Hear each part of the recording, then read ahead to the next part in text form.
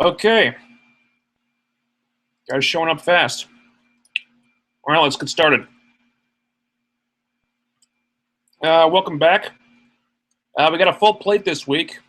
We've got Arrow, Flash, Agent Carter, Gotham, Constantine.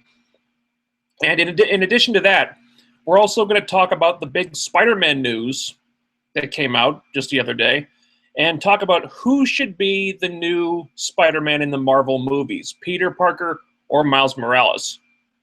You guys know the drill by now. If the stream craps out, just bear with me. I'll try to get it back up as soon as I can. And no dinner tonight. Wasn't really hungry, so I got some Doritos here, and I got my usual fruit smoothie. That's pretty much it. But yeah. Okay, if you guys have any questions or comments, leave them down there in the comments section. I'll get to them. I'll try to get to all of them. And yeah, let's go for it. Excuse me. As usual, we'll start with Constantine. We got episode 12, Angels and Ministers of Grace.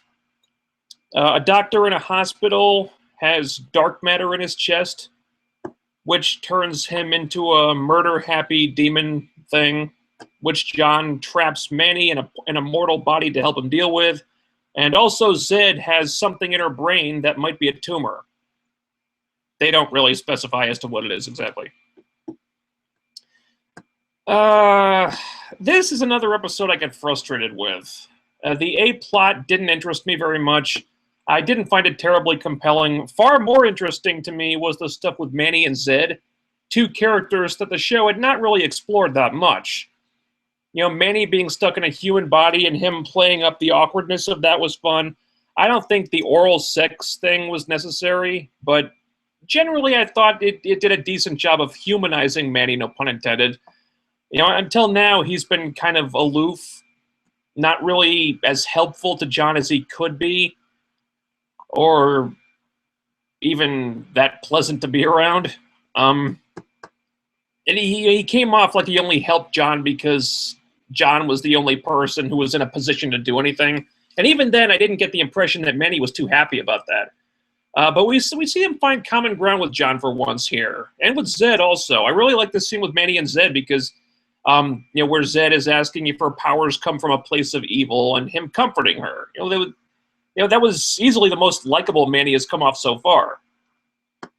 And I like that angle for Zed too. You know, it makes sense that she would wonder about something like this, knowing what she now knows about angels and demons and all that stuff.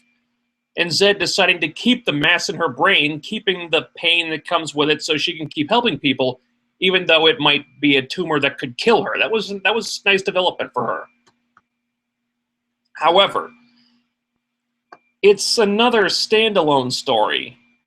This is the last episode before the finale, and once again, there is zero progress with this Rising Darkness plot. Can't we start moving this along already? I really want to see where this goes, but it's starting to look like they're not going to show it for... Start again. It's starting to look like they're not going to show it before the season is over. And since they're most likely not going to get a season 2, that kind of sucks.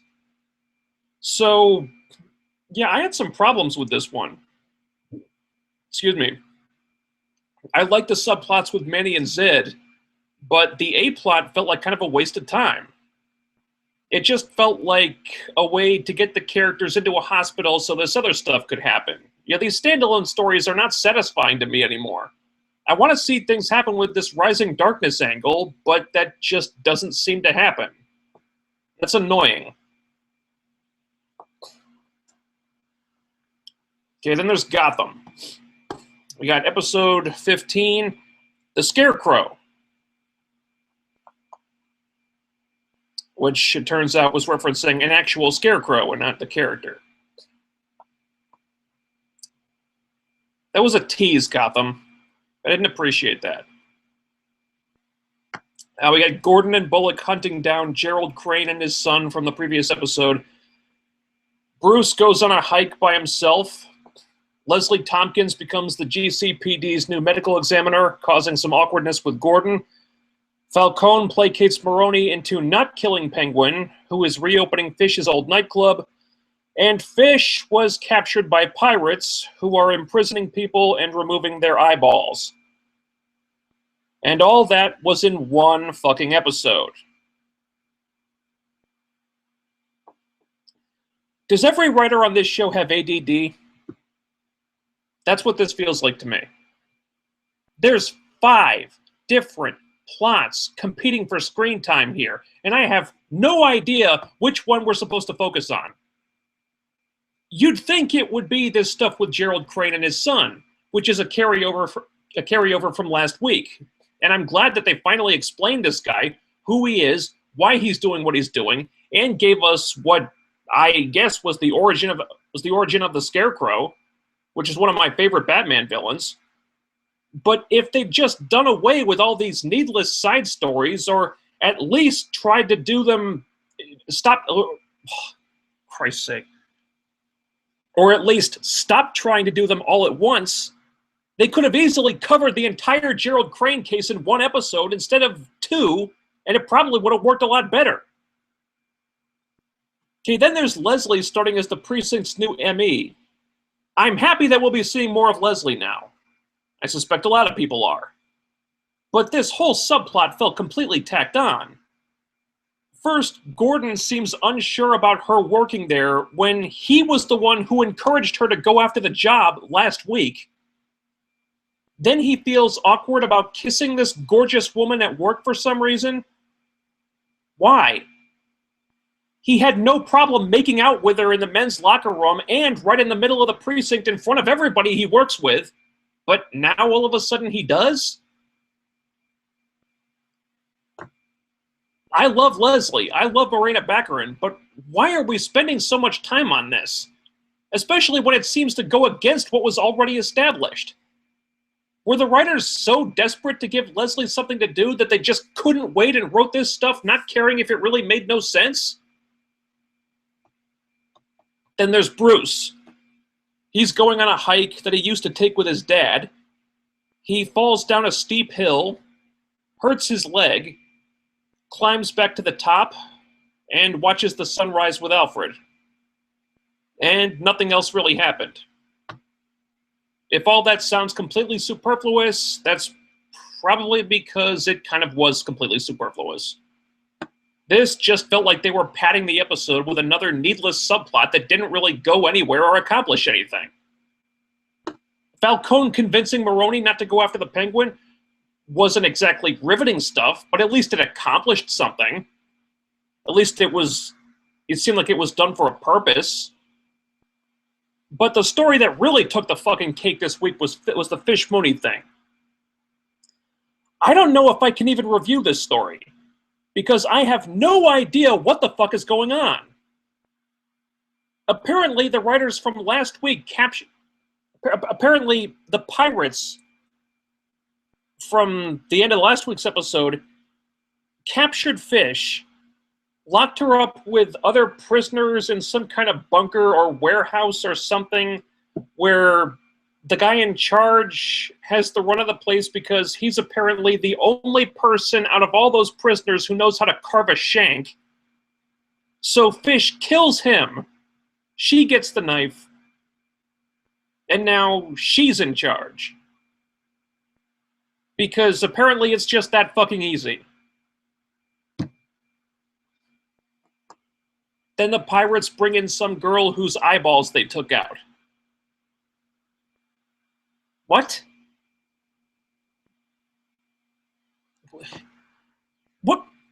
What kind of show is this taking place in? I'm pretty sure it's not Gotham. Remember when this was supposed to be a fucking Batman prequel? Why did they insist on going off the rails with all this pointless filler? It's not interesting! It just distracts from the stuff we'd rather be focusing on. You've got the origin of the Scarecrow happening here. Why is it competing for screen time with all this unnecessary bullshit? Focus on the Gerald Crane case and the Penguin stuff. That's relevant. Flesh out those two stories better. The stuff with Leslie felt like the writer's backtracking for some reason. Bruce in the woods could have been cut entirely. And they'd better get to the point of this Fish Mooney subplot real fast, because she's rapidly becoming the new Barbara in the old Barbara's absence. I have no clue where her story is going, what the deal with it even is, or why I should care about it. And guess what? I don't. I'm losing patience with this show, guys. For a while, around the middle of the season, it did seem to be figuring itself out and getting better.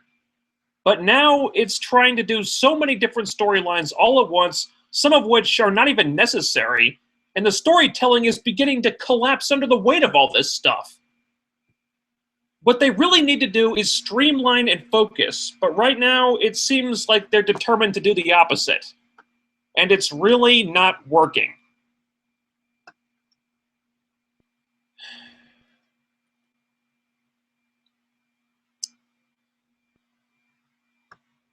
Okay.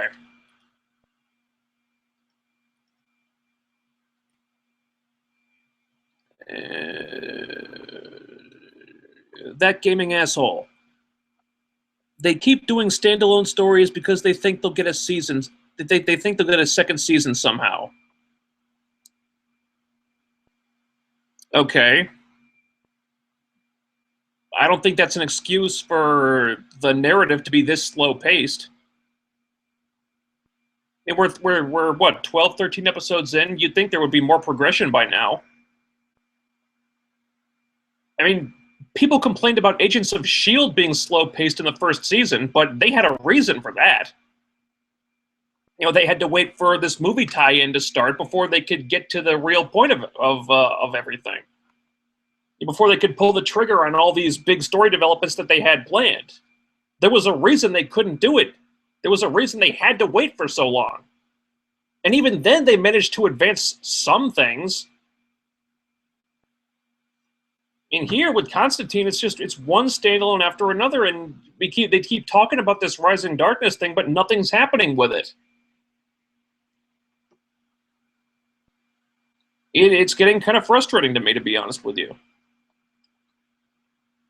The Save Me one. Next week's villain is no joke. Yeah. I watched the episode on Hulu, so I didn't see the preview for the next episode, but apparently they're going to introduce the guy who's going to become the Joker at some point.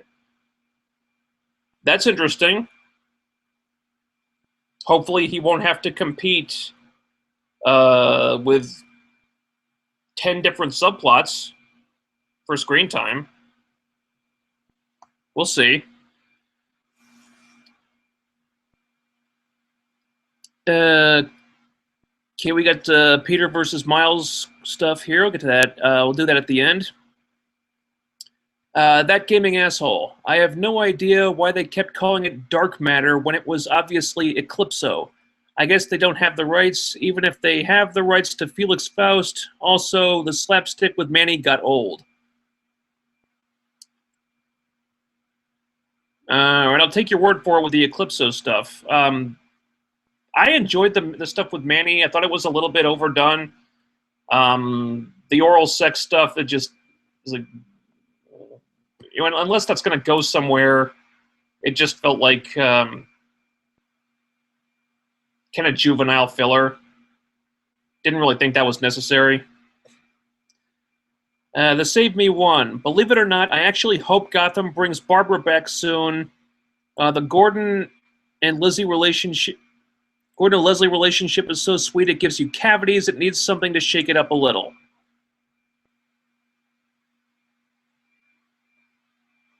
Okay, well, I think they can do that without bringing Barbara back. I maintain that the show got better when Barbara was stopped appearing every week.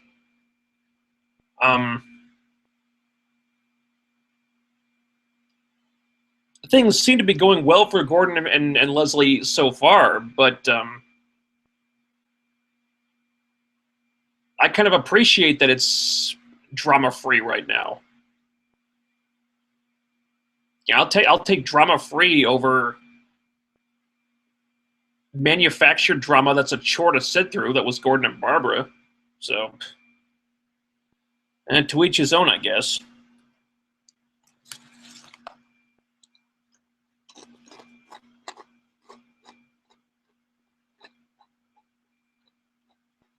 All right.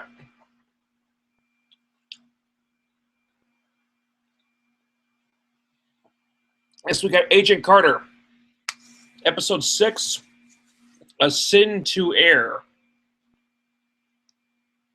Peggy's cover is finally blown, and she gets hunted by her own people.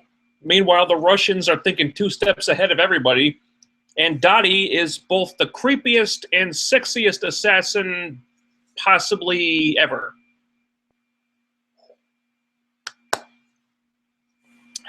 Wow. Best way I can describe this is I think this episode was for Agent Carter what the Winter Soldier tie-in episode was for Agents of S.H.I.E.L.D. last season. This is where the shit hit the fan, every table gets knocked over, and all the stuff that's been building since the premiere finally comes to a head and erupts. You know, Peggy is just starting to gain a little respect from the men at SSR. The chief is finally starting to give her some credit and trust her instincts. They're just starting to piece this big mystery together when suddenly her cover gets blown. Every agent in New York is suddenly hunting her. There's confrontations with Thompson and Sousa that we've been waiting for. Finally, she gets captured and is getting prepped for interrogation, and we know how these guys like to interrogate people. And Dottie. Oh my God, Dottie. This woman is simultaneously unbelievably hot and so goddamn creepy I wanted to hide under my bed. I have to give special credit to Bridget Regan here for absolutely fucking owning this episode, because she instantly shifts from cold-blooded assassin to sweet innocent Midwest girl to batshit possibly lesbian psychopath. This villain is fantastic, and god damn does she sell the hell out of it here. Wow. And it helps that the story is so strong, too. I wonder if that message from the magic typewriter might have been given to the SSR on purpose, just so Leviathan could plant a mole in there. Because just when I think Dottie is about to take out the Russian psychiatrist dude they found last week with the sniper rifle, we find out they're actually working together. That was a great swerve. I did not see that one coming. Although I do wonder if they're actually in cahoots and Dottie was just signaling him. Why did she then have to assemble the entire rifle? She only needed the scope. Maybe she had orders to actually kill him if he didn't do something? I don't know. That was weird. Still a great swerve, though. But it wasn't all suspense. There was some terrific comedy here, too. Howard fucking Stark. Even when he doesn't appear in the episode, this guy is a riot. This montage of Peggy and Jarvis interviewing all his exes was priceless. There's a million of these women, and you get a sense of just how much shit Jarvis has had to go through dealing with these people over the years, to the point where poor Jarvis is trending on Twitter. Howard Stark, you dog. That was amazing. We get some nice action, too. Really like the fight scene in the diner. That was very good. With Peggy and Jarvis taking out this entire squad of agents. Nice to see Jarvis getting out in the action there. Although, by far more satisfying was Peggy going outside and Thompson trying to stop her, and then she just knocks him on his ass like a chump. Agent Doucheface totally had that coming. I also like the moment with Sousa there, too. You know, he can't bring himself to shoot her, and she really doesn't want to hurt him either. That was sweet. However, the sweetest moment goes to the best BFF anyone could ask for when Angie sees that Peggy's in trouble, and without even knowing what this is about, she puts on this brilliant performance, breaks out the tears, and makes the SSR guys so uncomfortable they have to leave the apartment. That was wonderful.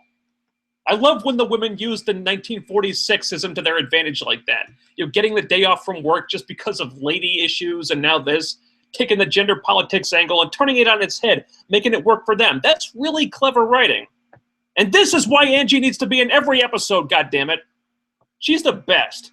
I swear, I wish I could go back in time to the 1940s Marvel Universe and put a baby in that woman. But Angie's efforts are all for naught, unfortunately.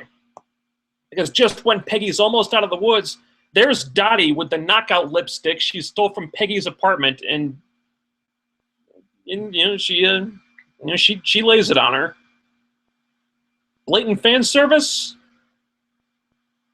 Not necessarily. You know, Dottie is so batshit insane that doing unexpected stuff like that does not seem out of character or out of the ordinary for her. Plus, I needed a cold shower after watching this, so yeah, that was pretty awesome. There's 2 episodes left, and I so hope that there's a big focus on Dottie, because Peggy is a very formidable foe in this woman. And so far, she's been 2 steps ahead of everybody. I cannot stress enough how awesome a villain Dottie is right now. Best episode yet, man. This was great. You know, there were a lot of big moments we've been waiting for since the show started. Dottie was amazing and sexy and creepy as all hell. If the rest of the season is as good as this was, then these last 2 episodes are going to be can't miss. Really excellent installment from Agent Carter here. This was damn good stuff.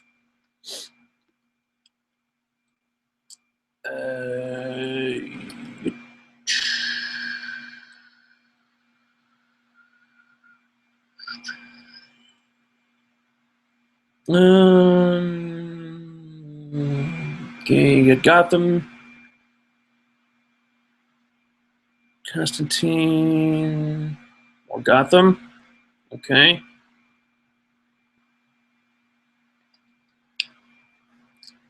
Costeletius. Is Dottie better than Natasha? Oh, I think they're great in different ways. I don't know if it's necessarily fair to compare the two. Dottie is certainly crazier than Natasha.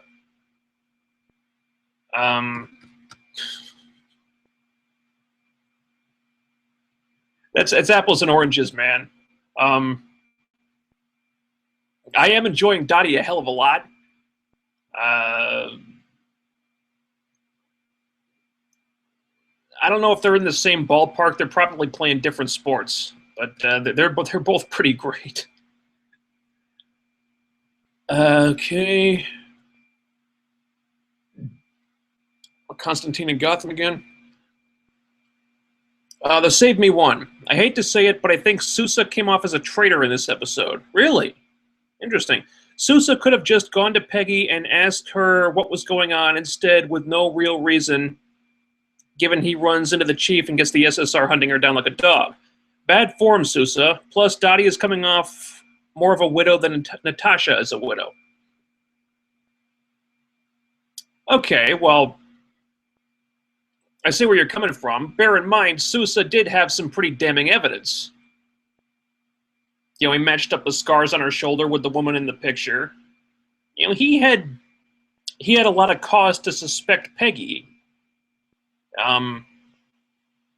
You could say that he was just doing his job, bringing that evidence to the chief's attention, because she did look pretty guilty in this case.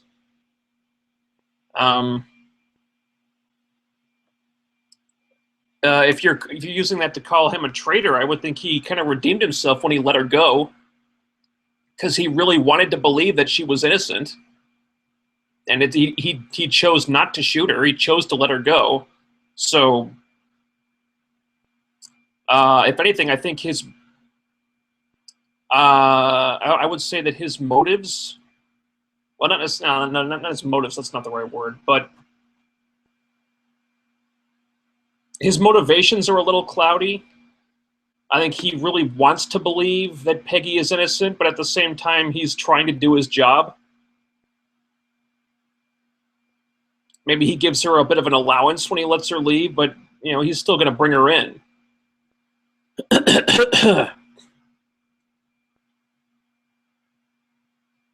Squirrely Boy. The actress who plays Dottie, sorry, can't remember her name, gave a very good haunting performance. She gave Bray Wyatt the creeps. Bridget Regan is her name. Yeah, absolutely. She's I know she was a good actress. I've seen her in other stuff, but I didn't know she had this in her. This was some next level creepy shit. Yeah, absolutely. She's really nailing it with this. And I believe there was something from Twitter about. No, that's Flash and Arrow. Never mind. Speaking of which, move on to that at this point. Okay. Flash 113. Well, season 1, episode 13. The Nuclear Man.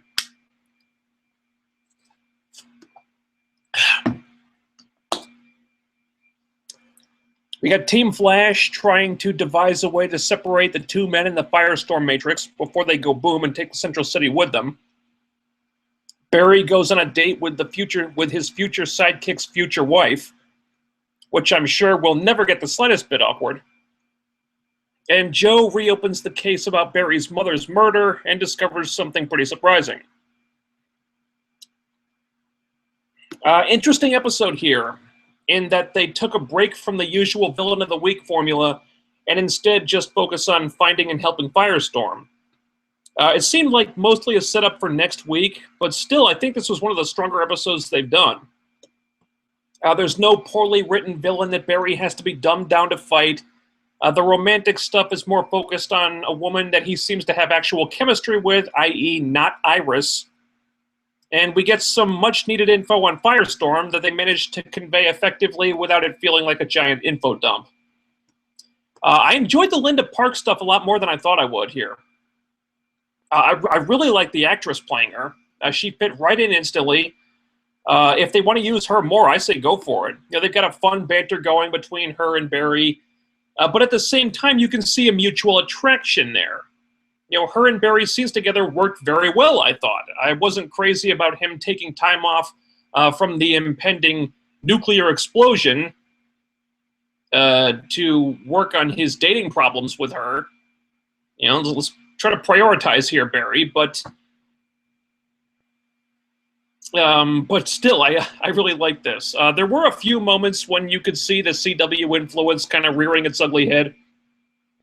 With her being so eager to jump into bed with Barry, and Barry worrying about how the super speed would affect his sexual performance. You know, things like that to get a rise out of the horny teenagers. That's when you know you're watching a CW show. Also, with this scantily clad woman in the house, Joe and Cisco investigate that looks like she's ready to jump anything that moves. Where did she come from? Was she just there for softcore titillation? I guess so.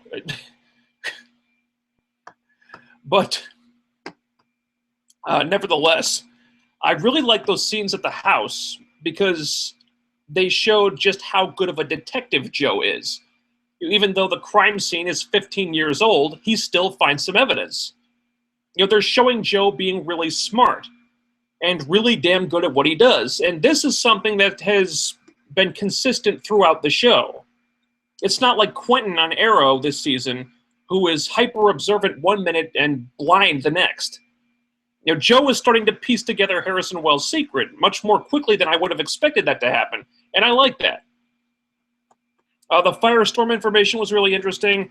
I don't follow the character from the comics, so this was helpful to me. I wasn't crazy about the way they finally bring him in. You know, they just give him some drugs and then he's fine, just like that. Seemed a little too easy to me. Also, if there's one weakness of the episode, it was probably the acting here. You know, just prototypical CW hunk, obviously cast for his looks. He doesn't act like Victor Garber in Robbie ML's body. He just acts like Robbie ML. But not really knowing either character that well, that's probably being a little too hard on the guy. I thought the climax was very good. I liked that there were no easy solutions or quick fixes like in previous episodes. and they have to consider the very real possibility of actually killing this guy to save the city from becoming a giant mushroom cloud. And even when they come up with a possible fix, it still doesn't stop Firestorm from going nuclear. The nuke actually goes off. Even though he was away from the city, that was a pretty ballsy move to do that. So kudos to the writers there. That was some really impressive visual effects work in that sequence too. Also, a really fun swerve with the blood test results. You know, one was Barry as an adult, but the other one is not Wells apparently, which surprised me. I'm assuming it'll be Eddie Thawne, which does not excite me very much, but I wasn't sure that they wouldn't reveal Wells this soon, so good job keeping me on my toes. We don't get a ton of payoff here. Like I said, this mostly felt like a setup for the next episode, but it was good setup. The Reverse Flash mystery is unraveling nicely. Firestorm is positioned for some kind of major role in the future, though what exactly I'm not sure yet. Really good episode here. I like this one a lot. And I have a question from Twitter. As a response to me, I said, Joe is a very good detective. And at Pedro Lunian says, he's my favorite character on the show. That woman really wanted him. Yeah, I don't know what that woman was about. What the deal with that was.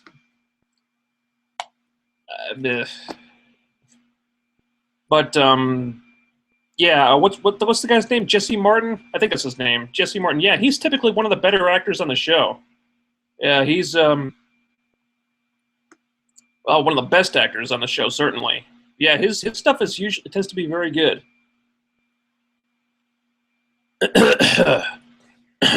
Excuse me. Okay. So we get anything from Flash here?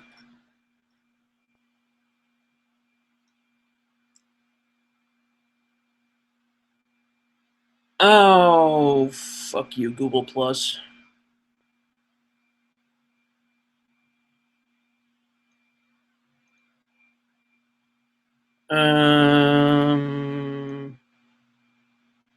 Okay. That gaming asshole. That whole part in the mirror acting like a camera was sheer nonsense. But I dug the episode in general. One of the best episodes this week, 9 out of 10. Yeah, I'd agree with that. I hope they let Barry end up with Linda Park, or Killer Frost, or Vibe, or anyone but Iris. I concur. That gaming asshole. I'm shipping Barry and Vibe now. LOL. Okay, I'm down. It'd be a big departure from the comics, but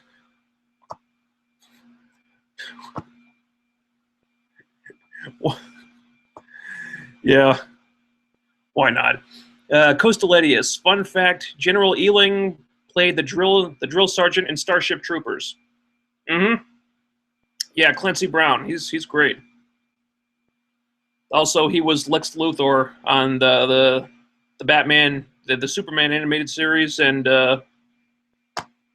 Justice League animated series, and he's more known for his awesome voice acting. But yeah, Clancy Brown's great.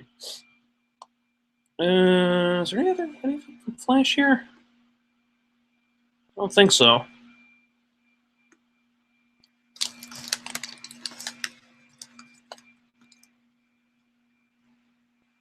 Okay.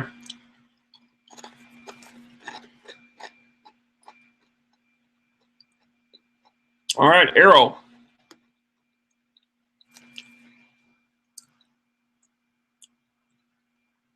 Let's see.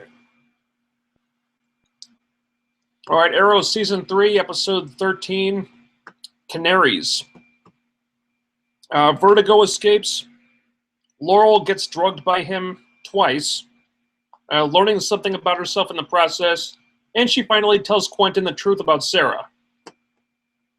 Also, Oliver tells Thea his secret, which seemed surprisingly uneventful for some reason. What we have here is 2 episodes crammed into one. We got Laurel coming to an important realization about what she's been doing, and then we've got Oliver finally being honest with Thea about his other life after 2.5 years. These are both really big plot points, and both really warranted having a whole episode built around them to do them justice. The Thea stuff especially. But instead, the writers made the strange decision to do them concurrently and have them compete for screen time in the same episode. So instead of giving each story the focus it probably needed, you're kind of undercutting both of them. I think the Laurel story got enough attention to do it justice, but the Thea storyline was really marginalized. In fact, it was kind of the B-plot here. And after they built up to this for over 2 seasons, I don't understand that for the life of me. That was a strange decision by the writers. Oliver takes Thea into the Arrow Cave at minute 8, and that is a good scene. They have her accept him and be proud of him instead of hating him for lying to her, which I was very glad about. But afterward, they really don't make that big a deal out of it. You'd think Thea would have a few issues with this, that she'd at least have like 1,000,000 questions, but most of that just gets kind of glossed over. There was so much more they could have gotten out of this, and they just didn't go for it. What scenes dealing with this that we got were good, but damn it, there should have been a lot more of that, in my opinion. And for some reason, they have it playing second fiddle to the Laurel stuff. And I'm not crapping on the Laurel stuff because I actually thought that wasn't too bad. It was nice to see Katie Lotz back, even if it was just a hallucination. And the issue of Laurel being on the team did need to be addressed. Oliver still doesn't want her there, but while he was gone, Team Arrow got used to a different way of doing things, and they can't really go back now, so he has to learn to be more flexible. Also, there's Laurel realizing that she needs to stop trying to be her sister and start trying to be herself, which also needed to be covered. And I thought, all of this was pretty well handled. Certainly better than Laurel storylines usually are. Having Sarah and Quentin be part of that helped. And although Katie Cassidy really needs to learn a few more facial expressions, I will admit the scene where Laurel comes clean to her dad about Sarah was really good. Paul Blackthorne really sold that beautifully, and I was happy that he had already figured out that Laurel was the copycat canary. He is a detective after all, and it's not like the clues weren't there. So this was him showing those powers of observation and deduction that as a detective he's supposed to have. He should have figured this out a lot sooner, but better late than never. A few other things I should mention also. I really like the new Vertigo a lot.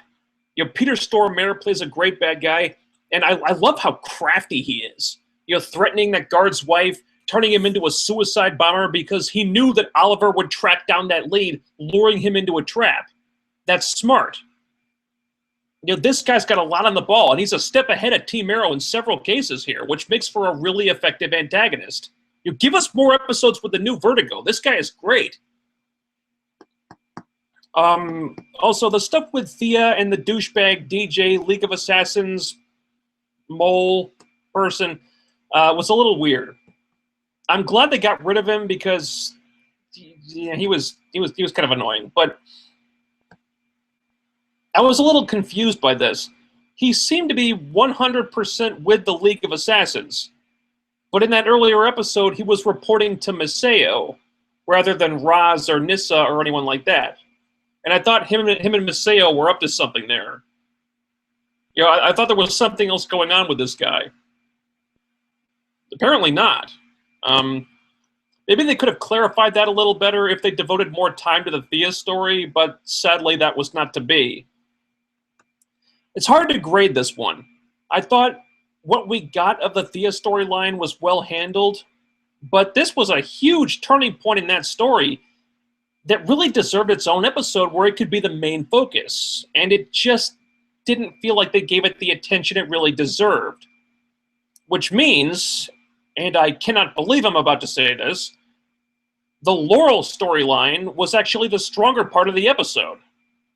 It was elevated by her more likable family members playing key roles, and there were some important details that I thought they did a good job covering. I thought they were going to drag out this Quentin can never know about Sarah thing a lot longer, and I was glad when they didn't.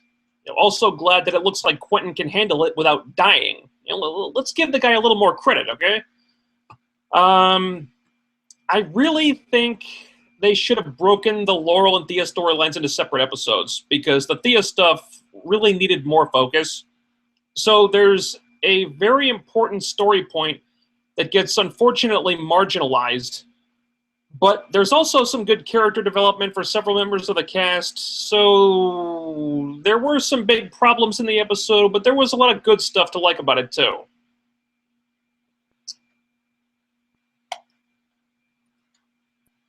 And excuse me. And Pedro Lunion responding to some stuff I said on Twitter. I said, something's off about the action sequences tonight. Not sure what exactly, but they're usually better than this. Pedro Lunion says, Laurel and Roy seemed stiff. Yeah. It was kind of weird that Roy was beaten that easily by a douchebag DJ guy. The fight sequences with Laurel and the Phantom Sarah seemed off. I chalk that up to Laurel still not being a very good fighter.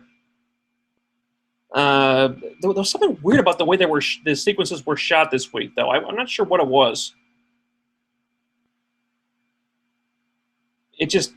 They usually look a lot less staged than that. So something was weird about it this week. I couldn't put my finger on it.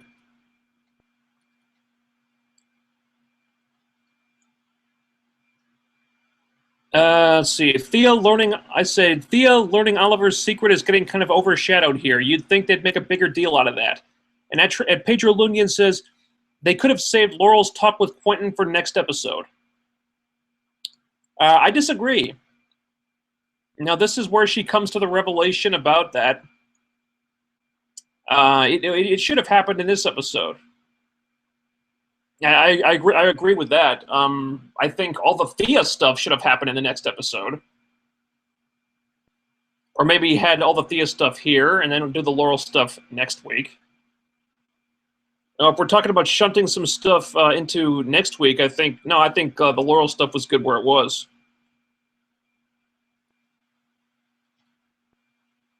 Let's see. I say, nice that Quentin gets to be observant like a real detective this week. And Pedro Lunion says, maybe they saw your review. Like I said, they were turning him into Mr. Magoo. Yeah. Yeah, they're not getting off the hook for that. I still think it's pretty ridiculous that he couldn't tell Laurel from Sarah. Even if he couldn't tell it was Laurel in that getup, the fact that he thought it was Sarah, even with the news footage to look at, yeah, that's not being a good detective. And Pedro Lunion says, was that the end of Oliver's flashbacks? I don't think so. At the end of the flashback, they show him returning to Starling City, on some kind of new mission for Amanda Waller. I don't think so. We still got 2.5 years worth of flashbacks to cover. Now that I think about it, it was probably inevitable that they would do something like this eventually. Bringing him to Starling City in the flashbacks. Maybe they can use Tommy again. So obviously we're probably going to have that scene where he's like outside the house looking in the window and he can see his family having dinner or something like that. And he's so close, but he can't let them know he's alive. And it's a little bit of a stretch that they would get this close, but it was probably inevitable that they'd go there. But is that the end of the flashbacks? No. No, not at all. I think they probably had some kind of 5-year plan for those things. And let's see. Come on.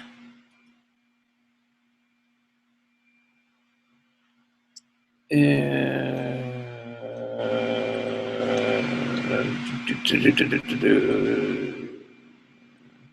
got Agent Carter stuff. Flash. That gaming asshole. Laurel got beat up by a guy in his 60s. That tells you everything you need to know about her ability to fight crime. Okay, well, in her defense, she was drugged, and she wasn't thinking clearly. You get injected with a powerful hallucinogen, and let's see how well you fight. I gave her a little slack in that sense. At least we finally got some more Katie Lotz. Yeah, she's really good. And thank Christ they ended the malarkey with her father, who took the news well enough considering the buildup. Yeah, I was really glad they ended that. I was afraid they were going to drag that out until the end of the season, and then maybe have the news actually kill him like she was afraid it would. But, I think Quentin has more constitution than she was giving him credit for. And maybe more than the writers were giving him credit for. He's got some health problems, okay, but he's a tough guy. He can handle it. That gaming asshole. Fuck Speedy. I'm sick of her. I was sick of her in season 1. Really? Really, that's surprising.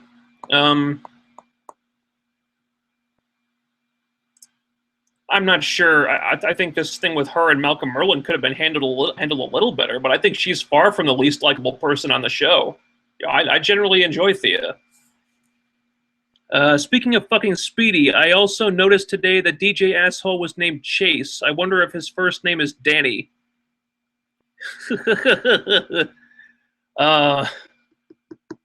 Maybe. As far as I know, Danny Chase was never in the League of Assassins. And the guy displayed no telekinetic powers that I saw. Maybe. Who knows? That giving asshole. It seems she's headed towards being Artemis.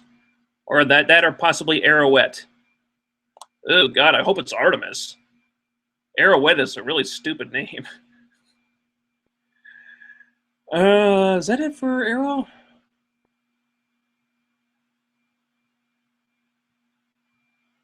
Yeah, I guess that's it for the Arrow questions. We got a bunch of other stuff that I didn't cover. Well, we got a bunch of other stuff that built up while I was on other shows, but okay. You know what? Let's do the other show questions now, and then save the Peter versus Miles stuff for last, because got some interesting things to say about that. Let's see.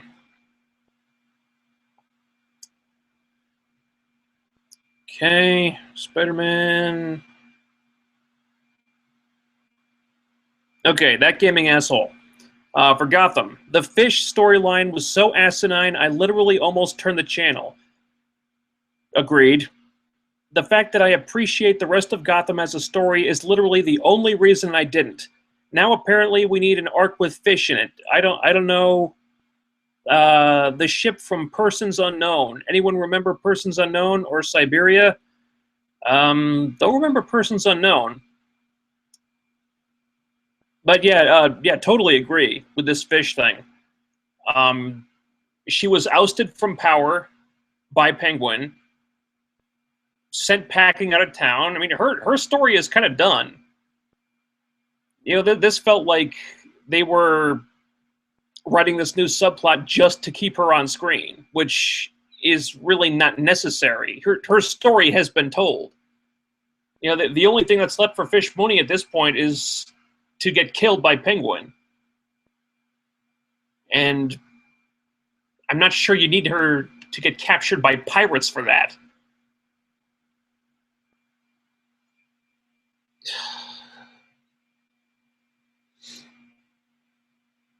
That gaming asshole. It's not an excuse for how slow Constantine is, but it gives some insight into the lunacy here. As it is, though, the story is moving like a turtle on downers, and frustrating doesn't even begin to describe it. Yeah, I would agree with that. Yeah, there are things to appreciate about the standalone stories, but they're not moving the narrative forward at all. And I'm getting impatient with that. They have an intriguing setup for a genre show here with this Rising Darkness thing, but they're not advancing it. In the beginning, I thought, okay, well, they just want to do some character stuff first and help us to get to know these people, but we know them now. Let's get into the story here. But they're not doing it. Jacob Walton. I wasn't a fan of Gotham this week. Gordon, I didn't get his deal with Leslie for reasons you stated. Fish Mooney plot looks ridiculous, but I think they're in Cordo Maltese Island from the Frank Miller comics. Everything else was okay, but I agree they should have focused more on Scarecrow this week. Yeah. Pretty much. Cordo Maltese, possibly. Even if they are, I really don't care. This Fish stuff is just... I watch it, I was like, why are we spending time on this? This character, we've kind of finished this character off, but she won't go away. I don't get it. Costeletius, could we see Slade join the Suicide Squad at some point? Would not surprise me. Argus has access to him. Would be a nice way to get more Slade appearances. I'd be all for that. That gaming asshole. Eclipso was an ancient god shattered into glowing purple gems that possess you with his soul and transform you into a super powerful demon. So yeah, dark matter. Okay. Maybe they didn't have the rights to the name. Possibly. As for the Fish story arc, I checked the fuck out when she browbeat two giant black dudes just by doing her blue steel face. Yeah, what the hell was with that? Yeah, you got two big, burly sexual predators here, and she says, the first guy who comes near me dies fast, and the second one dies slow. I'm like, woman, you're 5 feet tall. You weigh 90 pounds. These guys would fucking take you apart. I don't care how much attitude you're showing. These guys are not scared of you. And then they are. What? Come on. Because apparently two guys the size of brontosauruses can't overpower a 5 foot tall, 100-and-nothing-pound woman or a guy with a knife who presumably sleeps, I guess. I would assume so. Maybe he's a light sleeper and he keeps the knife at the ready. Yeah, that whole storyline was ridiculous. I make no excuses for that. That was just dumb. Let's see. Squirrely Boy. Poor Jarvis. He deserves a huge raise taking all that abuse from Howard Stark. Yeah. He really does deserve a raise. All those crazy women. The story about Ginger Rogers was just priceless. Like staring into the gates of the abyss. He took her from Howard Stark's place. Jarvis. That gaming asshole. Still streaming here? Yeah. Okay. I didn't watch Agent Carter this week, but my girlfriend told me there was a scene where she hangs off the side of the building like Spider-Man and beats up a whole diner full of CIA dudes, which I presume means S.H.I.E.L.D. guys. My mom watched it, and her takeaway was to ask me if Peggy Carter is an alien like Thor. I said no. She asked me where her powers come from, and I had to explain she has none.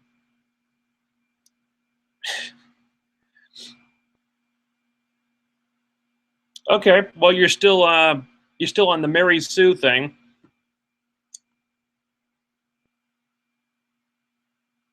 I think the point is that well, there's a reason why Peggy was one of the founding members of Shield. She's just really fucking good at what she does.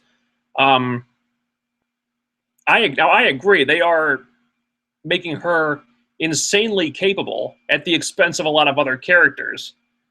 I would like to see a few more flaws in her. Maybe we'll get that next week. I don't know, but I was willing to accept all this stuff just because of all the really satisfying things that we got instead. Um, I will grant you, though, as we get more and more stuff like this, the Mary Sue-ishness about her is becoming a little harder to ignore. I want to see more flaws in her, but we already know that she's an ass kicker in a fight. And, you know, a lot of these guys are not... have been portrayed as being kind of idiots so far, who underestimate her a lot. I think that was part of it. They didn't expect her to be as good as she was, and she took them by surprise. Let's see, Jacob Walton. So, who do you think is the leader of who do you think the leader of Leviathan is? One, the scientist that Jarvis took Peggy to see, who was Mickey Rourke's dad in Iron Man 2. Probably not. Two, the businessman in Episode 2. I don't think so. The Russian scientist who communicated with Dottie. Possibly. Or someone else, you think? I think it's someone else. If I had to choose between these options, I'd say maybe the Russian scientist who communicated with Dottie, the psychiatrist guy. I think it's someone we haven't seen yet. Could be wrong about that, though.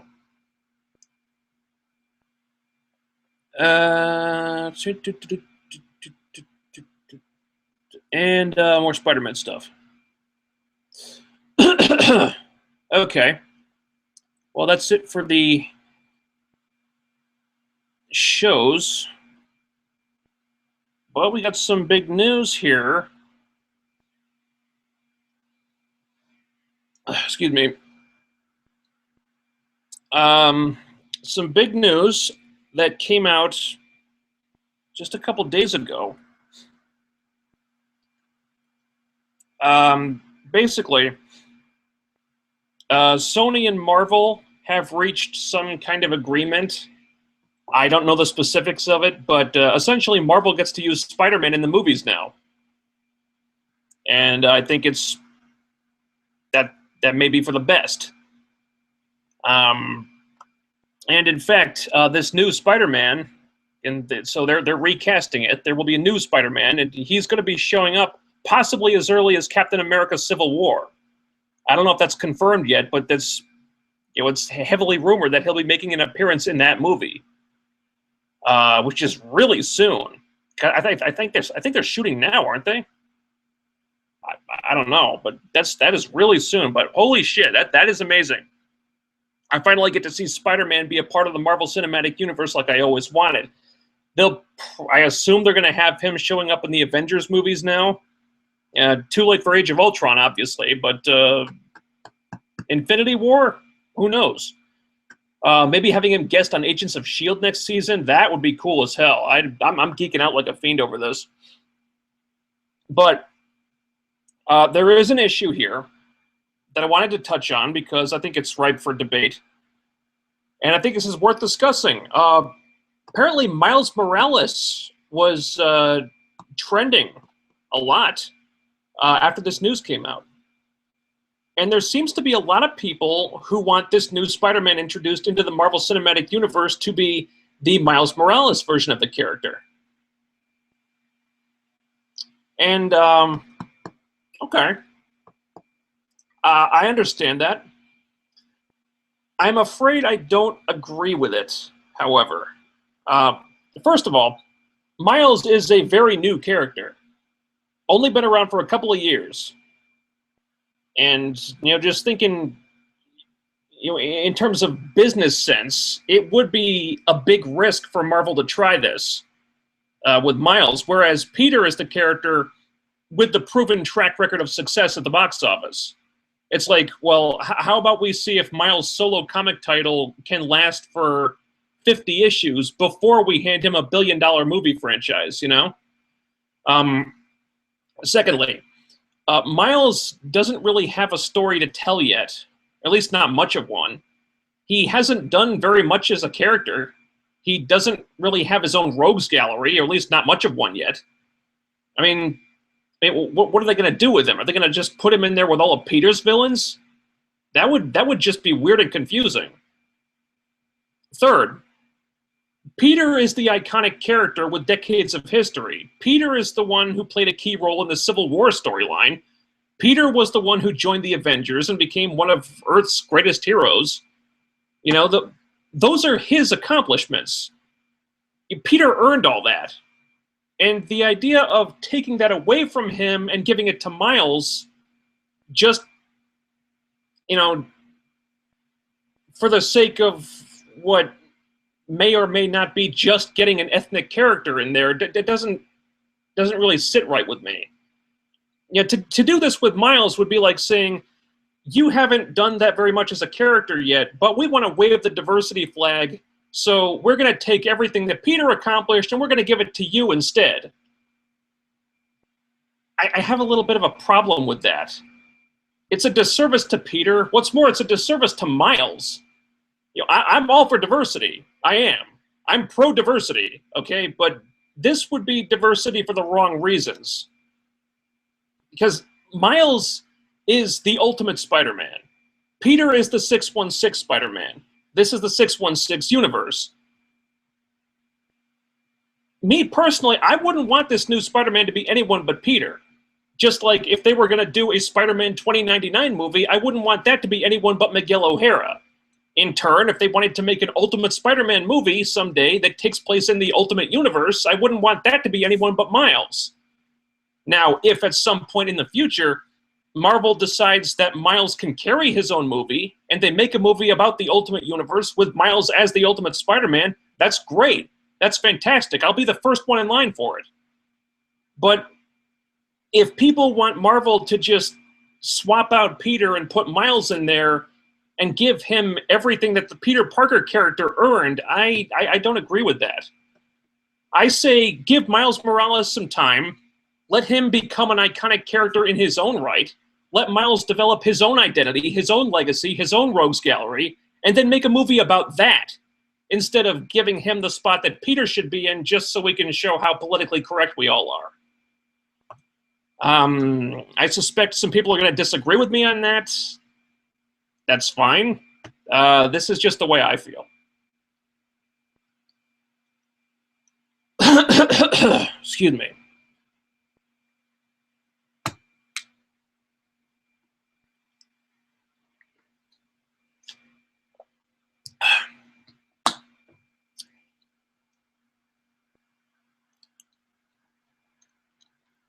Okay.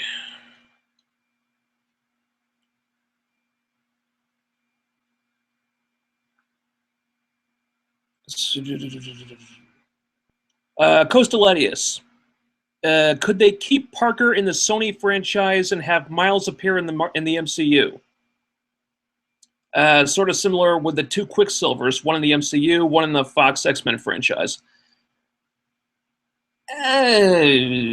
Possibly. They could. It looks like they're not going to. I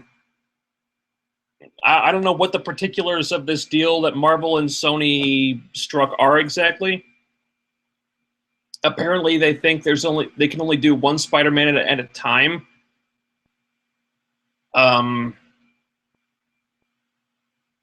And they're going to have that be the one that appears in the Marvel Cinematic Universe.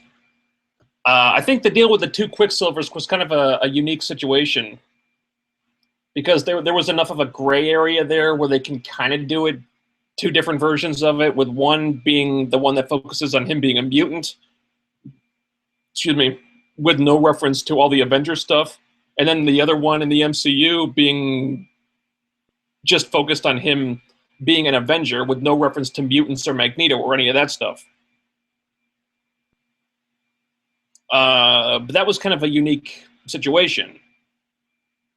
I don't know if the Spider-Man stuff really applies here.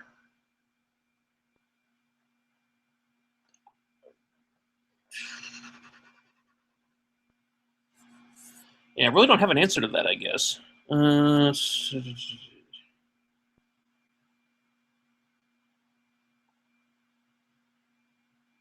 Okay.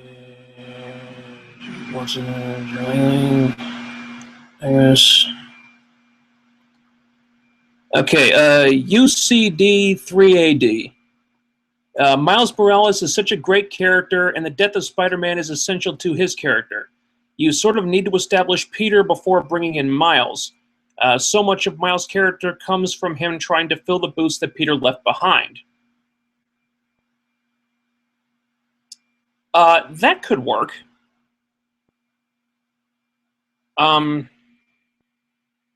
I still maintain that in the Ultimate Comics, there was absolutely no need to kill off Peter. You could still do Miles Morales without killing Peter. That was one of the one of the last straws that broke the camel's back for me and led to me just ditching the Ultimate Universe altogether and dropping all those titles. Because I thought killing Peter was totally unnecessary.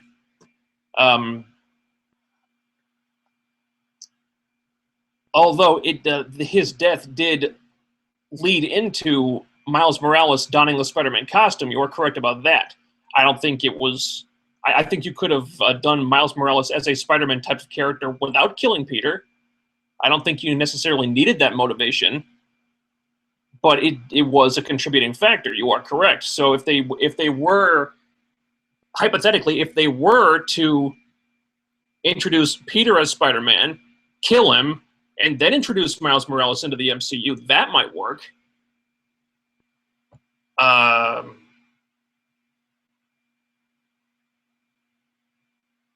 Yeah, that might work. I don't know if I'd want them to do that, but it could work if it were done right. Let's see, That Gaming Asshole. Miles is way too much of a baggage character. They have to establish him, establish his origin, establish Peter's origin, and him and his death off screen, then put Miles in the movie too. No, just no. That's a whole trilogy of prequels on its own. They just need to stick with Peter, the character the public knows and cares about. I agree with you a little bit. There is a lot of baggage there. It's arguable. It's very debatable if you could do Miles without Peter having existed in some capacity before him. I think it's possible you could do it, but you'd have to change a lot of stuff. Let's see.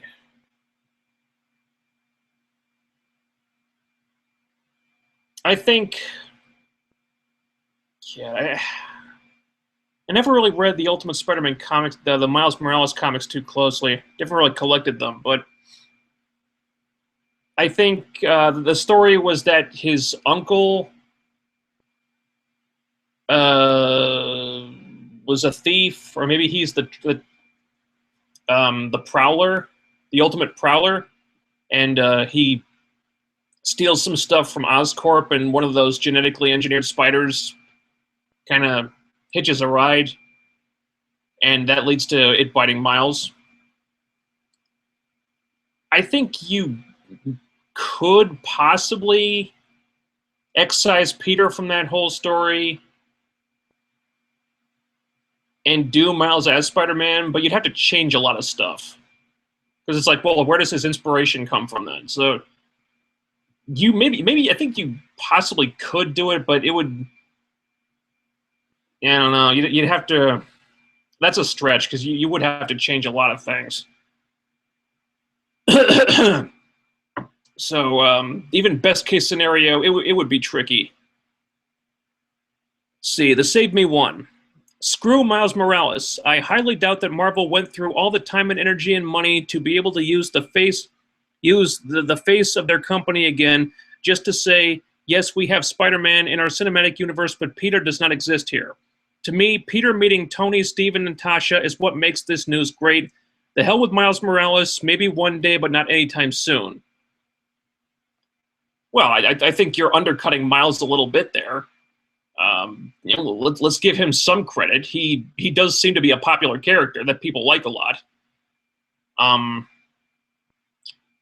But at the same time, Peter is the iconic character with decades of backstory. He is, he's one of the big boys. He's one of, if not Marvel's biggest character. And like I said, he is the one who joined the Avengers. He's the one who belongs in that spot, in my opinion. I want to see stuff with the new Peter Parker meeting, Robert Downey Jr.'s Tony Stark and Black Widow and all those people. I want to see that. We got it in the comics. I want to see it in the movies. Miles, Miles is a fine character, but he's a new character, and he hasn't earned that yet. Peter has earned that. Not trying to denigrate Miles or undercut him or anything, but he's very new. And for the same reasons that we're probably not going to see a Kamala Khan Ms. Marvel movie. As fun as that might be, let's give her some time first. She hasn't been around that long. Let's do the iconic characters first. Give Carol Danvers her own movie. Put Carol in the cinematic universe first. Then once some time passes, maybe we can learn about we can do Kamala at some point in the future. But let's get the big boys established first, and big girls too.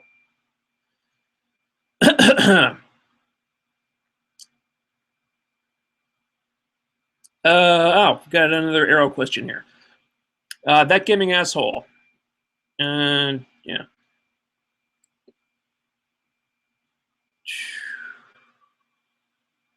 Lost my place. That gaming asshole. I'm tired of how Speedy ping-pongs back and forth between love and disdain for everyone in her world, from Roy to her brother to her father. That to me speaks of a level of disloyalty that I find bothersome at best.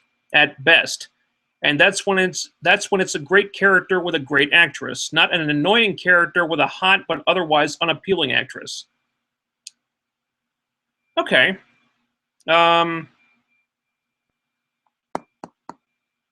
I think Willa Holland is a capable actress. I don't know if I agree with that. You do make a good point about her being a little wishy-washy as far as who she trusts and who she doesn't. One can say that's been by design. Maybe the writers have set that up because a lot of people in her life have lied to her, and maybe she has reasons to be distrustful.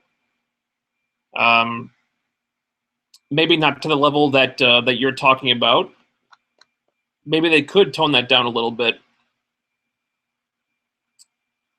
But a lot of people have lied to her. Merlin lied to her. He could have told her about Oliver. He didn't. And he hasn't exactly been the most trustworthy person. He did use her to murder Sarah. Now, granted, Thea doesn't know about that yet, but I think she's right not to trust him, even if it's for different reasons.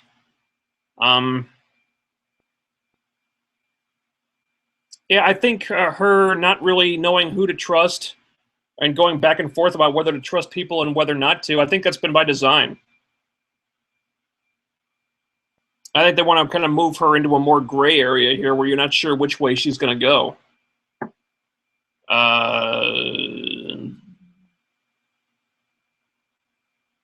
Can that be a little bit annoying? Yeah, possibly. But again, I think they're doing this on purpose. Okay. Let's see. UCD3AD. Well, it's a good thing Marvel has the time to establish Miles. Seriously, Marvel has, like, what, a decade plus of films scheduled? Set up Peter and then do Miles. No need to rush anything. Yeah, pretty much. Yeah, I think look, let Peter let Peter be the inaugural MCU Spider-Man. You know, look, give him what the character has earned, and then if you want to do Miles at a later date, you can do that. To do Miles before Peter is just awkward because Peter kind of has to come first, unless you want to change a lot of stuff. And you know, even in best case scenario, that's going to get confusing.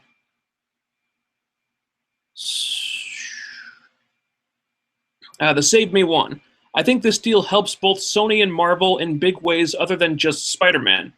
It's been rumored that Sony wants to do a Black Cat movie with this deal. I would assume they could do the Captain America tie-in now. Plus, I was wondering how Marvel would do Jessica Jones without any Spider-Man references. Looks like that could be taken care of now too. Oh, that Black Cat movie! I will be stunned if that ever happens. That sounds like really wishful thinking to me. No. You know, for the record, I don't think that Sinister Six movie is going to get off the ground either. You know, that's going to be those movies are going to be in developmental hell, and if those projects ever see the light of day, I'll be very surprised. Captain America tie-in with Spider-Man? Maybe. Plus, I was wondering how Marvel would do Jessica Jones without any Spider-Man references. Do you mean Jessica Drew? I know Jessica Jones in the comics went to was actually a classmate of Peter's. Yeah, as we saw in the flashbacks in the Alias comic. But Jessica Drew is Spider-Woman. Is that what you're talking about? I think her.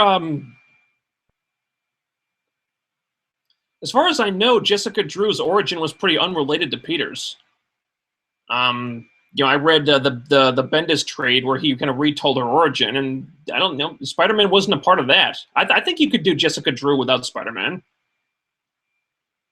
You know, she's got all that stuff with the Hydra and Shield, and you could do that without Peter.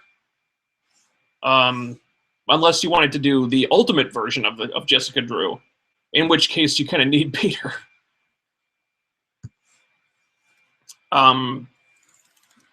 But we don't know if Sony having the rights to Spider-Man included all the other Spider characters. Jessica Drew, you know, and so on. You know, Ben Reilly, Miguel O'Hara, Kane.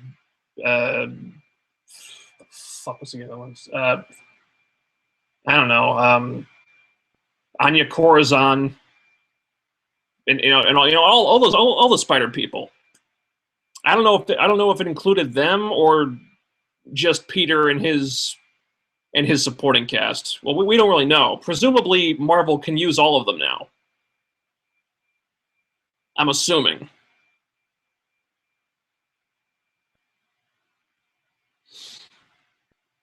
So yeah, I would think this would take care of all that stuff. And God, do I hope Jessica Drew shows up on Agents of S.H.I.E.L.D. now, because I mean they've got the perfect setup for her.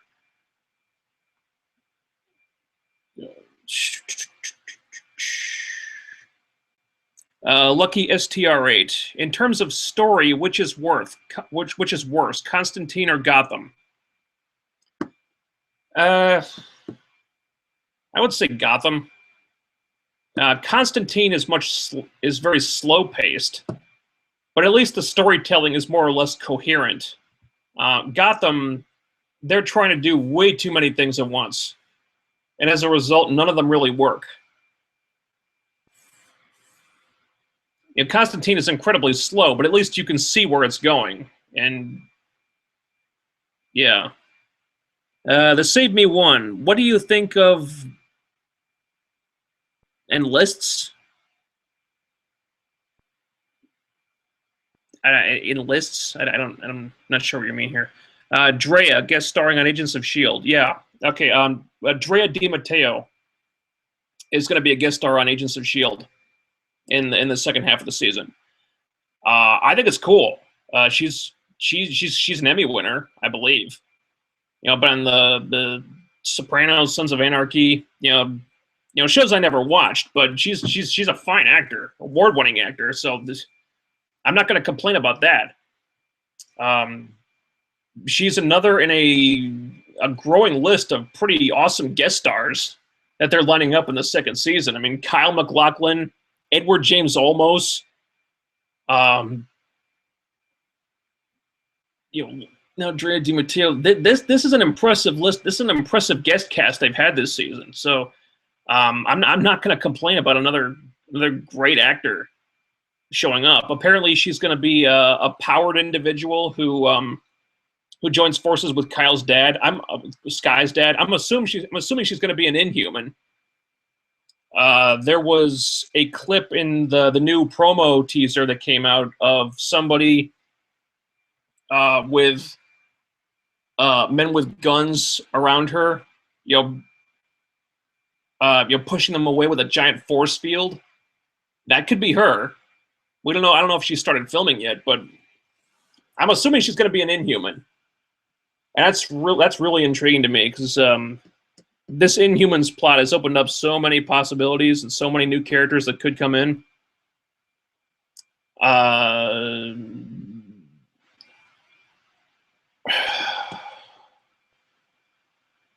I believe the character name they gave her was Carla Faye Gideon, who I don't think is an Inhuman in the comics. So this could be a reimagined version. But she's going to have powers, and she's going to have a grudge against S.H.I.E.L.D., so I'm excited. Let's see.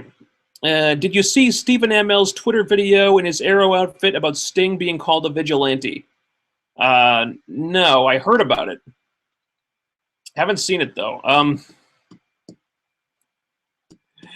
While we're on that subject, Stephen Amell has been campaigning on social media to be a guest host on Raw for quite a while.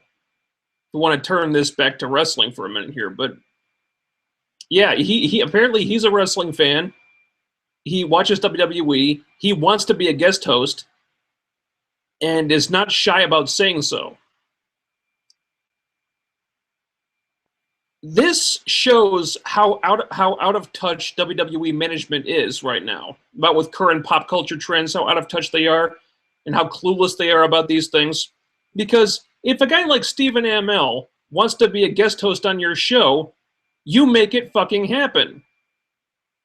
He's the star of a hit show that is popular with your target demographic.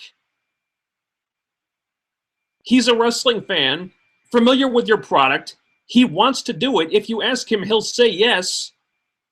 You might have to wait until his show goes on hiatus so he has some free time, but he'll do it. And that's the kind of thing that's the kind of guest host that would make perfect sense for you to do. Because you cater to the same demographics, the same audience. That would make perfect sense. And he's the kind of guy guest host that would be able to actually do things, like get on like action and like do stuff in the ring. Maybe not like complicated stuff, but he could do like simple things. That would be a really awesome guest host for your show. And I don't think WWE even know he exists, which is baffling to me.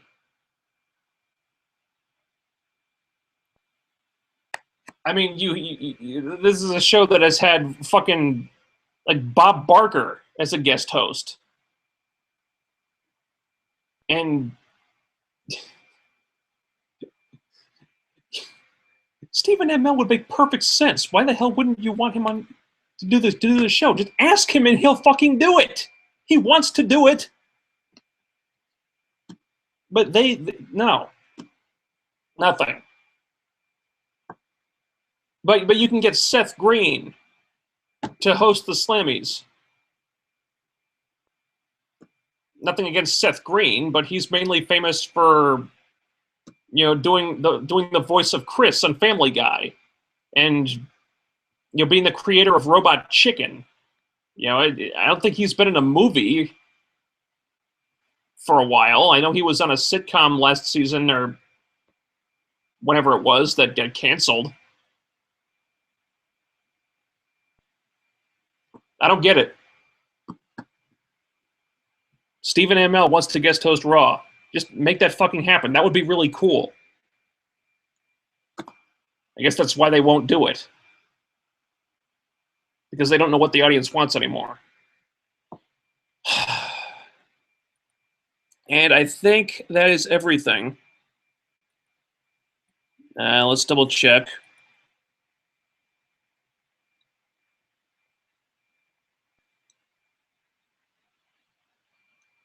Okay, well, we got some new stuff here.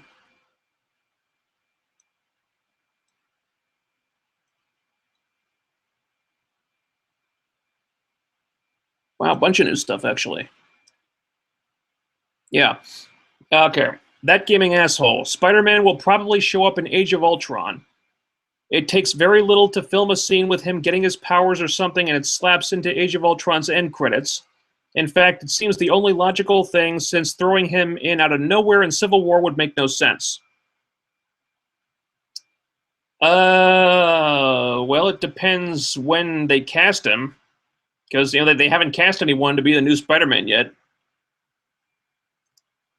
If it happens soon, I think they could probably, you know, film something really quick and throw it into an end credit stinger. Maybe if he was going to appear in Age of Ultron, it wouldn't be more than a cameo, because they're well into post production on that movie now.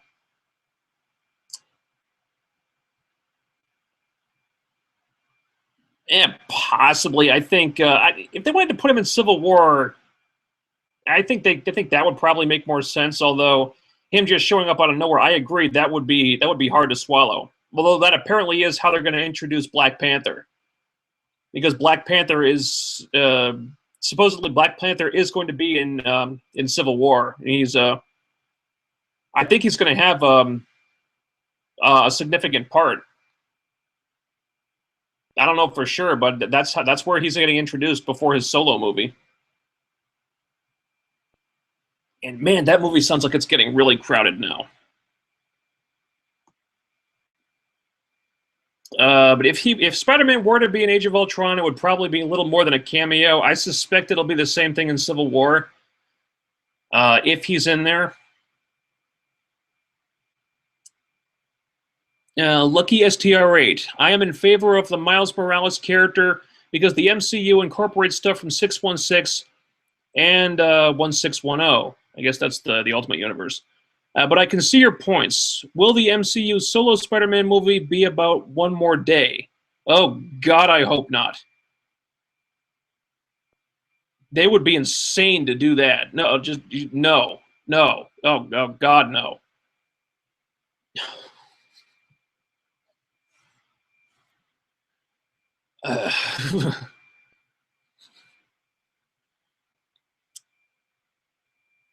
Hey, you do make a point. They have incorporated a number of things from the Ultimate Universe into the cinematic universe. That is correct. I think it's kind of taking the best of both worlds, though, and just kind of gelling it together.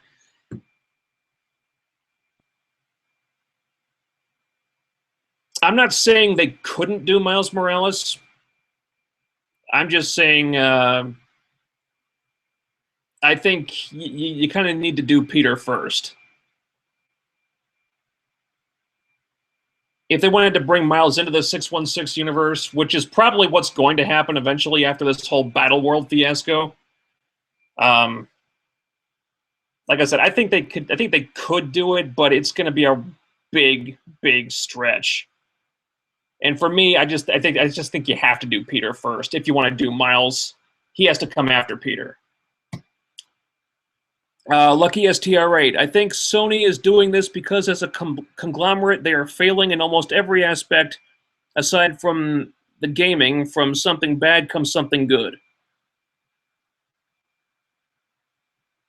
Okay, yeah. Well, I think there were some creative problems with Amazing Spider-Man 2. I really loved the first Amazing Spider-Man. The sequel had some problems. Kind of felt like studio interference because they were doing an awful lot to set up a Sinister Six spin-off movie, and the film itself suffered as a result, and for other reasons too. Yeah, you might be right about that. UCD3AD. I'm going to miss Andrew Garfield. I thought he best represented Spidey and Peter without being cheesy like Maguire. Oh, absolutely. I thought Andrew Garfield was great as Spider-Man. Tobey Maguire's not a bad actor, but I never liked his portrayal of Peter. Maybe he could have been a better Peter if he'd had a better movie to work with, but yeah, I have a very low opinion of all the Sam Raimi Spider-Mans. They were not to my taste at all. Just really cheesy and cartoonish and campy. Just really did not like them at all. Andrew Garfield, I think, yeah, I'm going to miss him as Spider-Man. I thought he did a hell of a job. Squirrely Boy, what do you think Marvel Studios should do with Spider-Man to avoid the same issues that Sony had?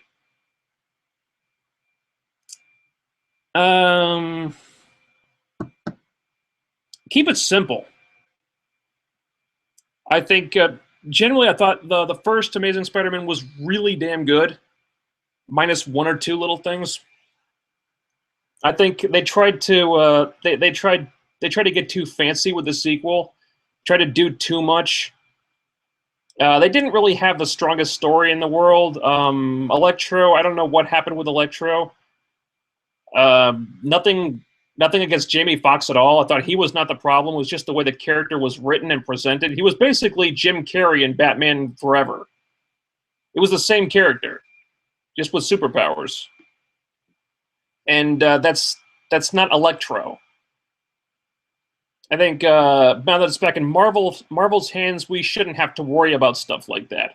Like generally, they have an excellent track record now about keeping every character in character, more or less, and not trying to get too complicated or telling too much story all at once. So I'm optimistic that Marvel will get this stuff right. UCD3AD. They didn't need to kill Peter to make Miles Spider-Man, but wouldn't it be? But it wouldn't be as impactful if Peter was still around. You may have a point there. If we're weighing one way to do it against the other, I still think killing Peter was very unnecessary. I think you could have easily done it without killing Peter. Although I do agree, the fact that Peter had died did make Miles more impactful. I don't know if it was worth killing Peter, though. Otherwise, he would be seen at best as just another Spider-Man ally, and at worst, a sidekick.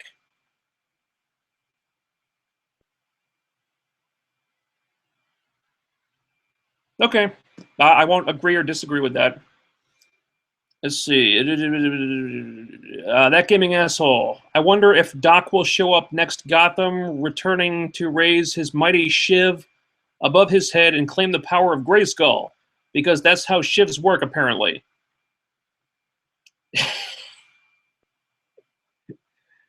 Yeah, what was with that? The guy with the knife is in charge of everybody because he has a knife and they don't. Like, no one else can carve a fucking shiv in that whole place. No one else has a piece of metal that can turn into a stabbing weapon of some kind. So, no, he has a knife, so he gets to run the whole place. What the fuck was with that? Fuck that whole storyline. Terp28. My only issue with putting Miles in Civil War is that he's too young for an event that big. Yeah, that's something we haven't touched on yet, because Miles is supposed to be like 14. That's that's a little young to be putting in the middle of all of that. Now, granted, I hear that they wanted to bring Peter back to high school, so he'll be a teenager again. Which okay, that's fine. But you could make him like 17 or 18, which is not an adult, but it's a little older than 14.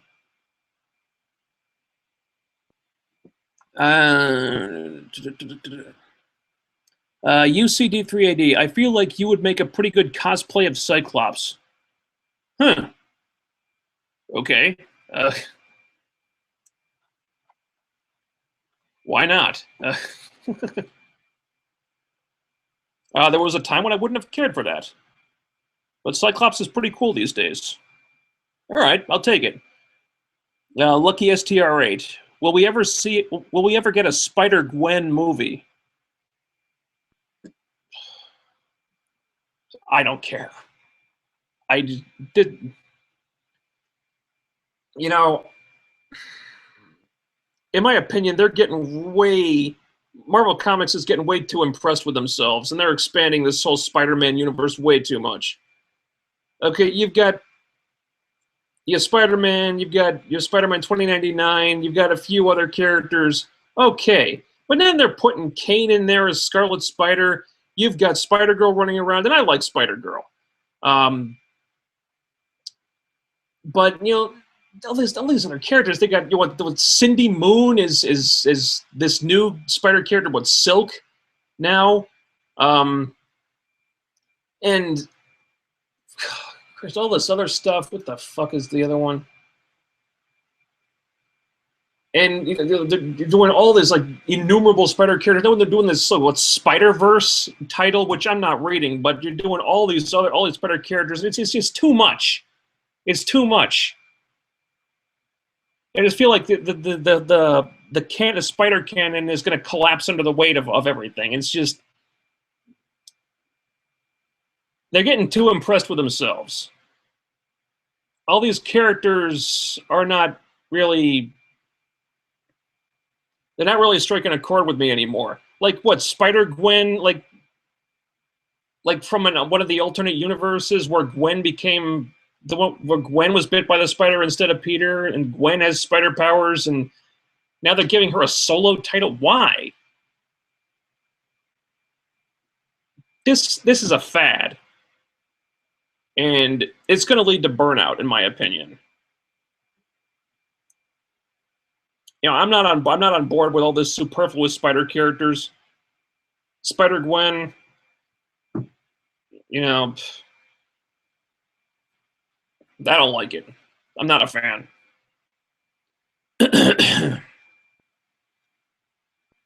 Let's see. UCD3AD. Aside from Spider-Verse and Avengers, there's no connection between Spider-Man and Spider-Woman. There was this great line in the Ultimate Alliance video game where Spider-Woman tells you that she isn't a female Spider-Man and has nothing to do with him. Yeah, her origin is totally you're disconnected from all of Peter's stuff. So I wonder whether or not Sony having the rights to Spider-Man previously included Jessica Drew, because she was completely unconnected from the Spider canon, aside from the name. If Marvel had the rights to Jessica Drew all this time, then I'm surprised that they haven't introduced her yet, because she's a great character. Of course, look how long it took them to give Captain Marvel her own movie. But yeah, I would be surprised if Sony had the rights to Spider-Woman. But if that's the case, then where has this character been in the Marvel Cinematic Universe so far? If they've got the rights to her now, fucking introduce Spider-Woman. God damn it! I love Jessica Drew. That gaming asshole. Believe it or not, I actually like Carly Cooper more as a love interest. I know she's not that popular with fanboys, but I dig her more than MJ for various reasons. Yeah, I like Curly Cooper too. I don't I don't root against her as the love interest for Peter. I'll say that. Of course, I'm always going to be more inclined to lean towards MJ, but you know, I dropped most of the I dropped all the Spider-Man titles a long time ago. Don't really follow it too closely, but I do try to keep up with what's going on there. As I understand it, during the Superior Spider-Man story, Carly was the only one who kind of suspected that something was up, and you know, she was kind of putting it together that Peter was not really Peter, and yeah, I think Carly Cooper is kind of underappreciated as a character. Not saying she's the person I want Peter to end up with, but I don't root against her, and I kind of like her too, actually.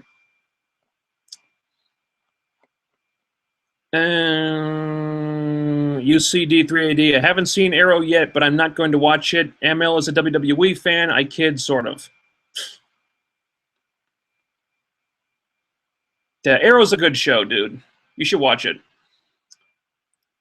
Costaletius, speaking of wrestling, did you see NXT this week? No. I don't usually watch NXT. Although I heard it was a hell of a show. So, good for them. Although, you know,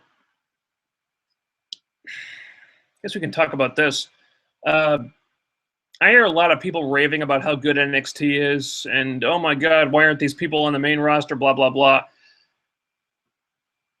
Part of the reason why I can't get into NXT is because it's pretty well, you know, completely disconnected from everything that's going on the main roster, on Raw, SmackDown, pay-per-views, and so on.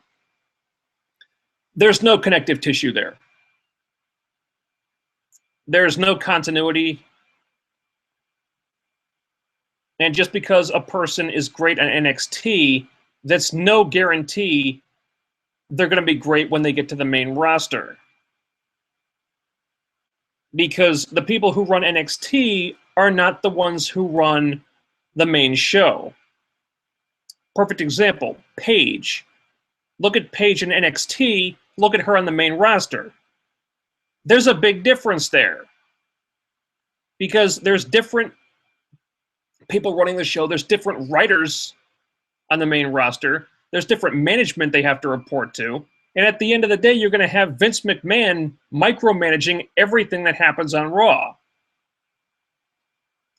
You know, as we've been led to believe, Vince has very little, if any, involvement in NXT.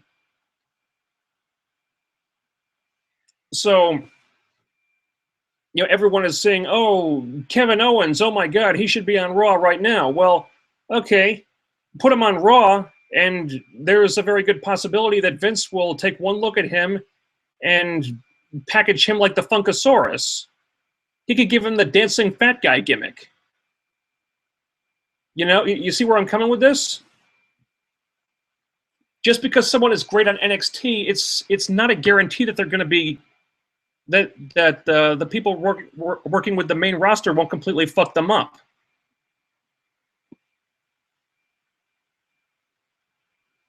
As I understand it, NXT is a great show, and that's fantastic. More power to them.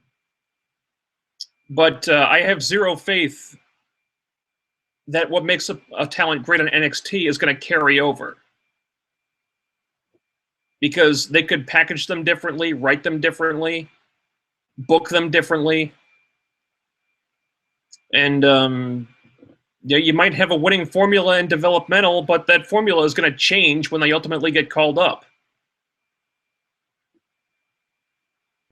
And you know, there's zero continuity between the brands, so I don't feel the need to watch one because I don't think it's going to carry over to the other. You know, I'll watch a match here and there, but ultimately I don't really follow NXT. I keep like up to date on what's happening, but I really don't follow it that closely. see. And I believe that's everything.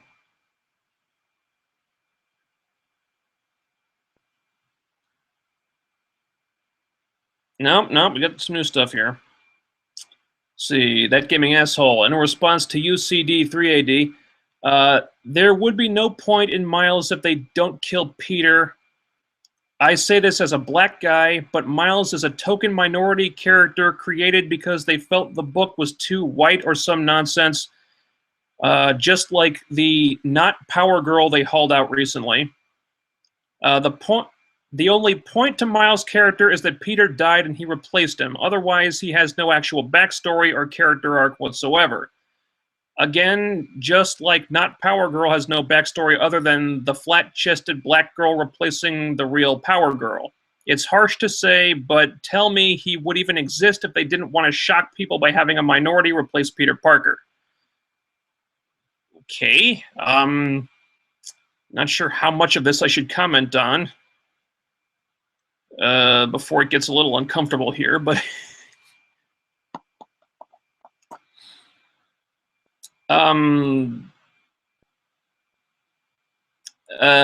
it goes back to the point. I think if you want to do Miles Morales in the MCU, you could do it, but Peter would have to come first. And you know what? I'm going to plead the fifth on the rest of that stuff because that's not a hornet's nest that I want to kick. And so UCD 3AD. It felt like they were trying to make The Amazing Spider-Man 2 a hybrid of the Raimi trilogy and the quirky Marvel formula. They pretty much threw away Mark Webb's vision of the story. Yeah, there were a lot more Raimi elements in that movie. Mostly with Electro. I really loved the Lizard in the first one because it was a villain that they took seriously and they didn't try to ruin him with a bunch of campy bullshit. Like Dr. Octopus with his, as like, oh no, the AI in my robot arms is controlling my brain, or that just corny as hell stuff with Green Goblin where he has a split personality and it's played just so far over the top and just you can't even take it seriously. And no, but here was a villain with the Lizard that had some genuine menace and was frightening. And you didn't get that with the Raimi movies. And then, so I thought that would carry over and they would follow suit with the sequel. But then they've got Electro, again, just like the Riddler from Batman Forever, is just really corny and silly. I took one look at the first promo shot that they come out with, and he's got this really goofy comb over. It's like, well, what? A comb over? Well, what? It's this terrible wig. It doesn't look real. And then it was just really silly and cartoonish. I did not like how they did Electro. And it's, again, nothing against Jamie Foxx. Jamie Foxx is a great actor. I had no problem with them casting him as Electro, but the way they presented that character just didn't work for me. It was something that belonged in the Raimi movies, not in the Amazing Spider-Man sequel. Squirrely Boy. Too many spider cooks in the spider kitchen. Yeah. Just too many spider characters in general in the Marvel Universe right now. Just, I say, get rid of a lot of these superfluous characters and the strenuous characters. Just get back to the basics. Because the whole spider canon is getting too big. Too many spider characters, and there's going to be a backlash where you're kind of taking the uniqueness away from the character, and it's gonna backfire on them eventually. And I believe that's it. I think I got everything.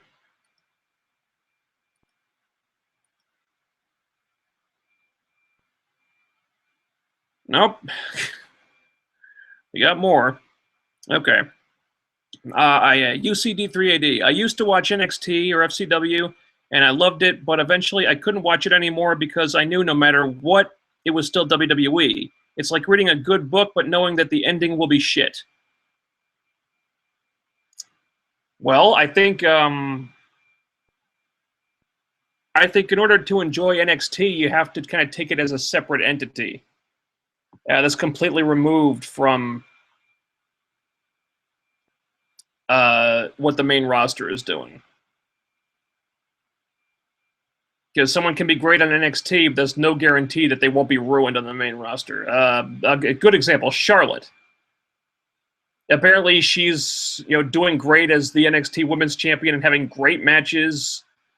I remember people raving about this match she had with Natalya, saying it was one of the best women's matches of the year, or one of the best matches of the year, period. And then everyone should see this match. And then they put Charlotte on Raw, and she gets squashed by Natty in like 90 seconds in a nothing match. You see what I'm talking about? There's no continuity between the brands. They could be great on one. They could be great on one and shit on the other. So that's why I don't get excited. I hear, Finn Balor and Adrian Neville had this amazing fucking match on NXT, and good for them. But they could get called up to the main roster tomorrow and be put in Adam Rose's bunny suit. They could be the guy in the bunny suit. Because Vince would just get a chuckle out of that and think it's a cool idea. That's why I don't get excited about NXT. Stuff like that. TKO Rising. Now that Marvel and Sony deal is done bringing Spider-Man to the MCU, what storyline would be best for the reboot coming in 2017? Good question. Well, if they're introducing the character before his solo movie, and it seems like that might happen, I don't think it's necessary to tell the origin again, because we've seen the whole Death of Uncle Ben thing twice. I thought The Amazing Spider-Man did that story very well. I think it's okay to start with him already Spider-Man by that point. I don't think it's necessary to do the whole origin over again.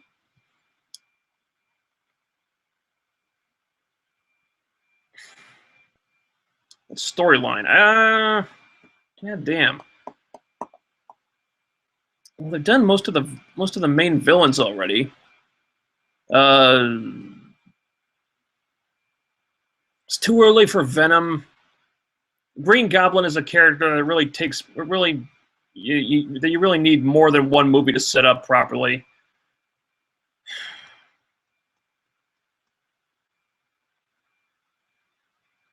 Maybe you want one of the classic villains, not one of the new ones, but they've used most of the classic villains. Good. That is a good question.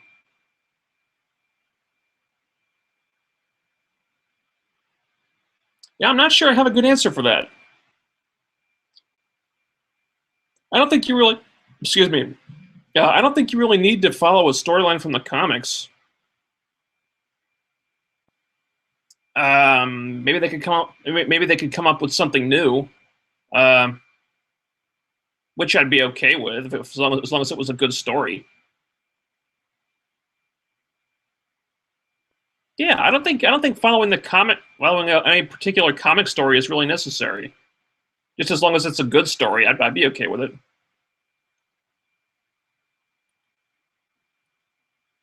But like I said, I don't think you need to tell the origin again.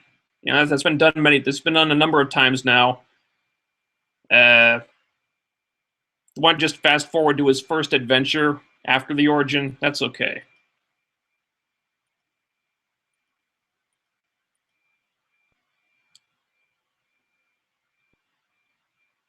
Oh,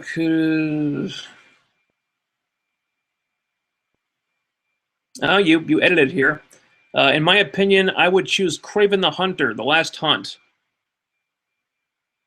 Yeah, they haven't done Kraven the Hunter yet. The Last Hunt, is that the one where he buried Spider-Man alive and then took his place for a while? I don't know if that would work for a first movie. Maybe a sequel. I don't know. I never really liked Kraven the Hunter, actually. Thought he was kind of a silly villain. Never really understood how he could pose such a threat to Spider-Man, but yeah, I don't know. That's just me. UCD3AD. If they wanted to make Miles a token minority or shock value, they would have literally just made a Black Peter Parker. Miles is a full-fledged character. Okay. Yeah, like I said, I think Miles is more than just a token minority. I think they've done a good job of establishing him as his own character. So I don't agree with the token minority stuff.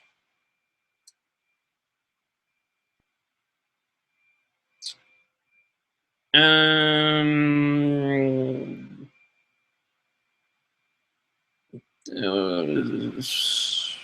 sorry for all the false finishes. That's okay, dude.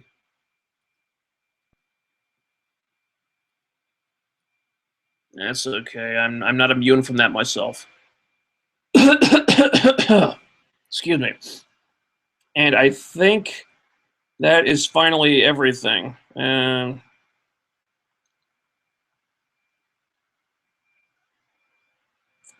Emma Stone as Spider-Gwen needs to happen. I don't care for the Spider-Gwen stuff, although I did really love Emma Stone as Gwen Stacy. She was great. Yeah,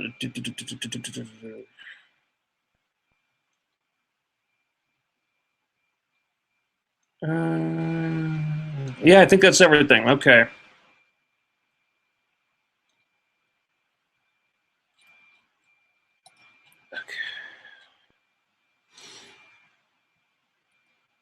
All right, I think that'll do it for tonight. Thanks everybody for tuning in. I enjoyed talking about the big news this week. I think I'll continue to do that when they make other big casting announcements like this. That was fun. So thanks for tuning out. That's almost exactly 2 hours. So I think that's a good place to end it tonight. I will see you guys next week, same time, same place. Until then, be seeing you. Good night.